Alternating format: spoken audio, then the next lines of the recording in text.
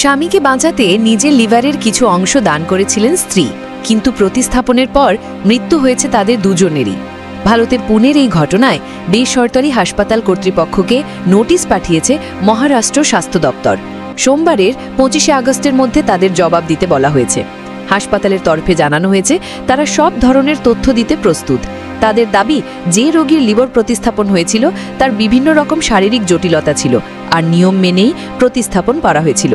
স্থানীয় গণমাধ্যমের প্রতিবেদন মতে বাপু কোমকার নামের ওই ব্যক্তিকে লিভারের কিছু অংশ দান করেন তার স্ত্রী কামিনী কোমকার। গেল 15ই আগস্ট বাপুর লিভার প্রতিস্থাপন করা হয়। হাসপাতালের তরফে জানানো হয়েছে অস্ত্রোপচারের পরেই বাপুর শারীরিক অবস্থার অবনতি হতে থাকে।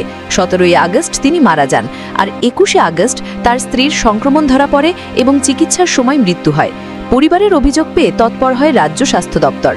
মহারাষ্ট্রের স্বাস্থ্য দপ্তরের ডেপুটি ডিরেক্টর নাগনাথ এমপাল্লে জানিয়েছেন, সোমবারের মধ্যে ওই দুই রোগীর চিকিৎসা সংক্রান্ত যাবতীয় তথ্য জমা দিতে বলা হয়েছে হাসপাতাল কর্তৃপক্ষকে। রোগীদের বয়ানের ভিডিও জমা করতেও বলা হয়েছে। হাসপাতাল কর্তৃপক্ষ বিবৃতি দিয়ে জানিয়েছে তারা সব রকম তথ্য দিয়ে তদন্তে সাহায্য করতে প্রস্তুত। কোমকার পরিবারকেও সমবেদনা জানিয়েছেন তারা। পাশাপাশি জানিয়েছেন বাপুর বিভিন্ন রকম শারীরিক জটিলতা ছিল। তাছাড়া এই প্রতিস্থাপনের প্রক্রিয়ায় কতটা ঝুঁকি থাকে তা বাপুর পরিবার এবং অঙ্গদাতাকে বোঝানো হয়েছিল। হাসপাতালের তরফে আরও জানানো হয়েছে অঙ্গদানের করে দাতা প্রাথমিকভাবে সুস্থ ছিলেন, কিন্তু হঠাৎই সেপটিক শক হয়। তার জেরে বিভিন্ন অঙ্গ বিকল হয়ে মৃত্যু হয় তার।